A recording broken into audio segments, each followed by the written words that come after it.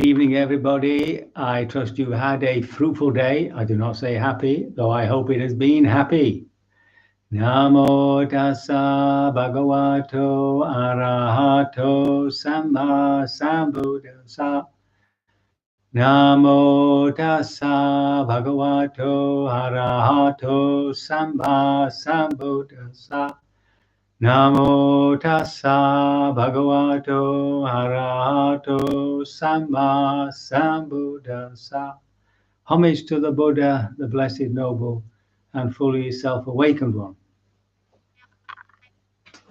So we were looking at the discourse where Vachagotta has come to see the Buddha.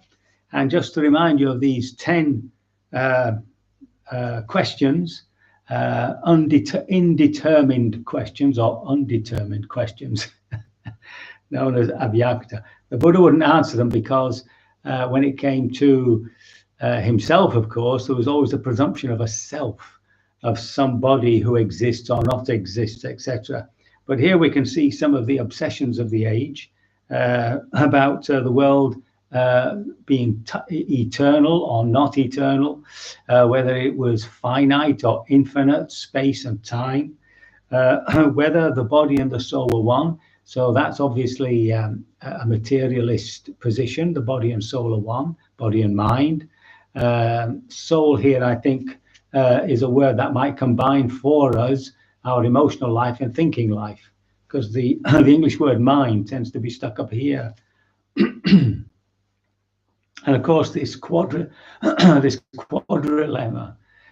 between does the Buddha exist or not exist, then some sort of synthesis that he exists and not exists, and then this impossibility of neither exists nor not exists. So I'll just clear my throat. Thank you. Yeah, Nori's going to get you a drink of water. I don't know why I should be dry throaty. So anyway, the Buddha won't answer any of this stuff, and he gives his opinion of speculative views, a thicket of views, a wilderness of views, a contortion of views, a vacillation of views, going from this to that, doubt, a fetter of views, and it's beset by suffering, by vexation, by despair, and by fever. Because to these things, there can't be any objective. Thank you. There can't be any objective proof. It's the same with God or anything which is beyond physicality. How are you going to prove it? He said it doesn't lead to disenchantment, dispassion, cessation, and to peace, to direct knowledge, to enlightenment or nibbana. Now, a question came through about disinterest and disenchantment. So a disinterest means, you're not interested in something anymore. And boredom often masquerades as disinterest. But the difference is that when you're bored with something, give it a couple of hours, a couple of days, a couple of weeks, and you want it again. But disinterest, really, you've lost interest in it. It no longer interests you. And that can be because you become disenchanted, or you've just grown out of it, as children do from, snakes and ladders and tiddlywinks, and they grow into something more sophisticated, drafts or something. But this disenchantment is to suddenly see through the delusion that we're suffering from. And it's always to do with this identity. What do we identify with? That's the question. And if we identify with anything, then of course we haven't got it right. So this is as far as we got. Speculative views. So now he's got another set of questions. When someone's mind is liberated thus, where does he reappear after death, you see? So when somebody is fully liberated, fully awakened, where does he reappear?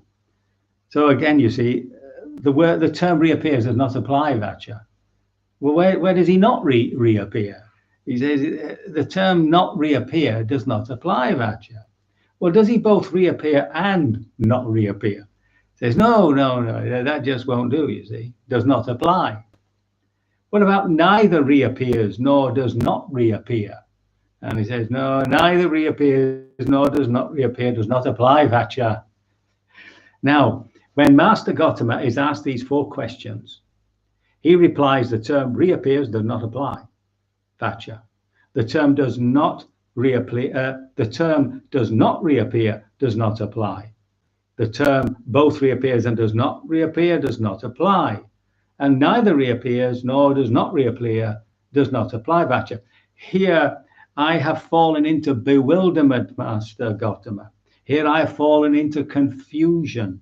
And the measure of confidence I had gained through previous conversation with Master Gautama has now disappeared. And so he's completely confused by these negative responses. And the reason, of course, why the Buddha replies like this is that Vachagotta is always somewhere in the question, presuming somebody has reappeared or not reappeared. So the Buddha says, well, it's enough to cause you bewilderment, Vacha. It's enough to cause you confusion. For this Dhamma, Vacha, is profound, hard to see and hard to understand, peaceful and sublime, unattainable by mere reasoning, subtle to be experienced by the wise. It's hard for you to understand it when you hold another view, accept another teaching, approve of another teaching, pursue a different training, and follow a different teacher. So I shall question you about this in return, Vacha. Answer as you choose. What do you think, Vacha? Suppose a fire were burning before you. Would you know this fire is burning in front of me? I would, Master Gautama. And if someone were to ask you, Vacha, what does this fire burning in front of you depend on? Being asked thus, Master Gautama, I would ask that this fire burning in front of me burns in dependence on grass and sticks. If that fire before you were to be extinguished, would you know this fire before me has been extinguished? I would, Master Gautama. And if someone were to ask you, Vacha, when that fire before you was extinguished, which direction did it go? To the east, to the west, to the north, or the south?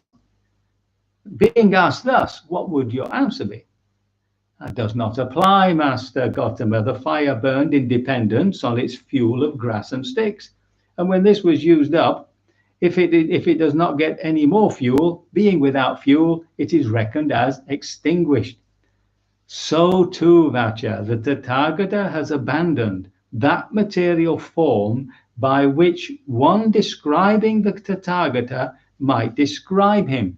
So how do we describe somebody who's gone beyond any form of description? So here you've got the Buddha's difficulty in trying to express something which is, by definition, inexpressible. It's ineffable. It's beyond language.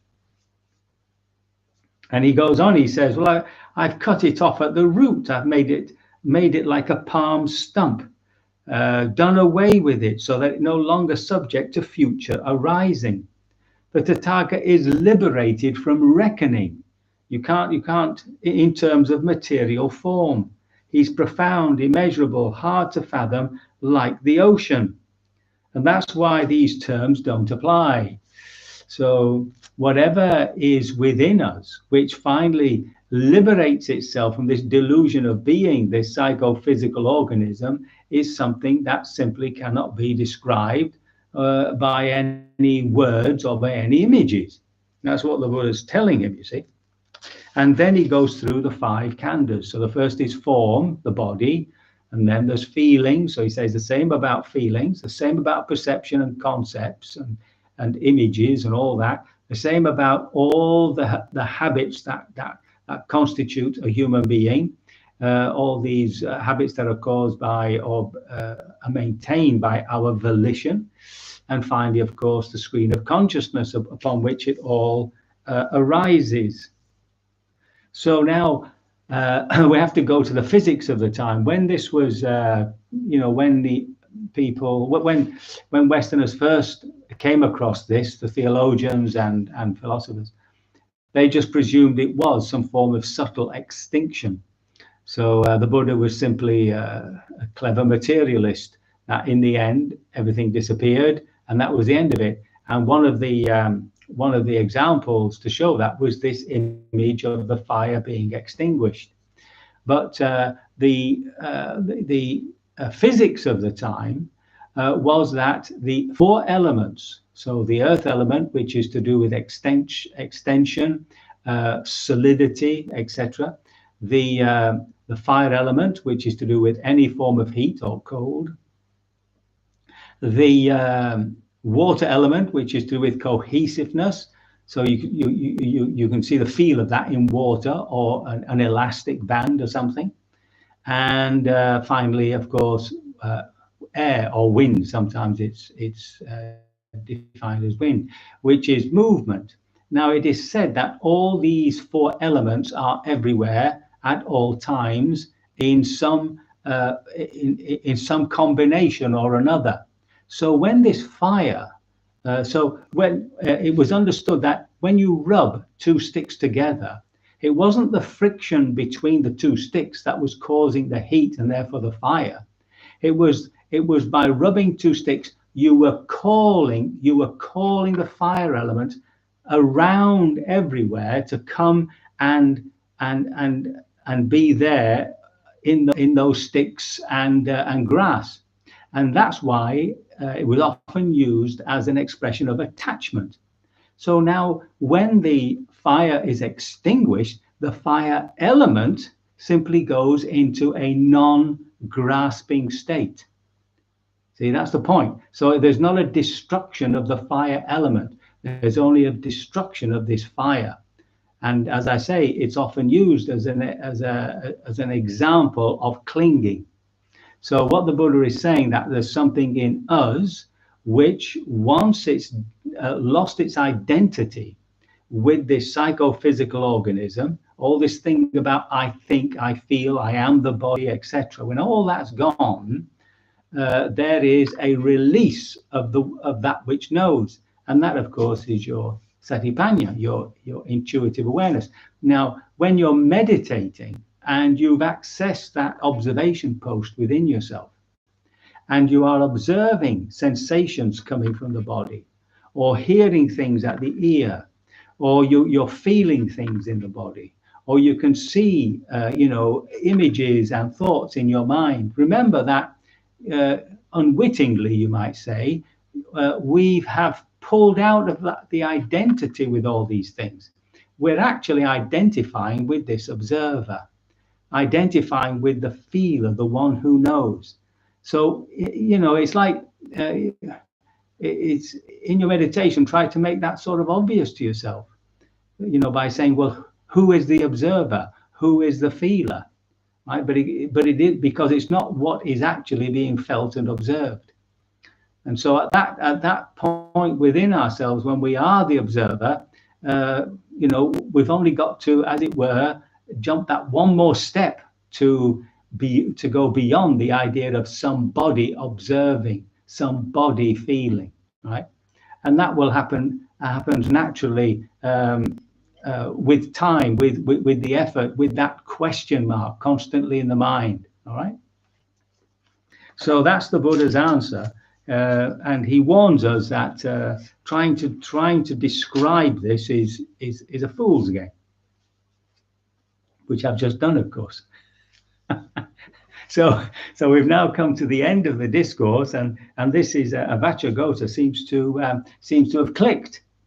Master Gotama, supposing there were a great sala tree not far from the village or town, and impermanence wore away its branches and foliage, its bark and its sapwood, so that on a later occasion, being divested of branches and foliage, divested of bark and sapwood, it became pure, consisting entirely of heartwood. So too, this discourse of Master Gotama is divested of branches and foliage, divested of bark and sapwood, and is pure, consisting entirely of heartwood. So in other words, he's got right down to the root of the whole problem. Now, this has really convinced Vachagotta, because he says, magnificent Master Gotama, magnificent Master Gotama. Master Gotama has made the Dhamma clear in many ways, as though he were turning upright what had been overthrown, revealing what was hidden, showing the way to one who was lost, or holding up a lamp in the dark for those with eyesight to see form. I go to Vachagotta for refuge, to the Dharma and to the Sangha. From today, let Master Gautama remember me as a lay follower who has gone to him for refuge for life. So he was obviously he was obviously well affected by the Buddha's image or metaphor of the fire. He finally got it. So we'll see. We'll see tomorrow, because there is a greater discourse on Vachagotta, which we'll have a look at tomorrow. And I think this is probably happened before, but we'll see anyway. So I hope that the questions that Vachagotta has also enlivened you and made things clear, as it has done for him, and that you will, by your continuing practice, break through this delusion of self and attain pure enlightenment, pure liberation from suffering sooner rather than later. So we can begin our meditation.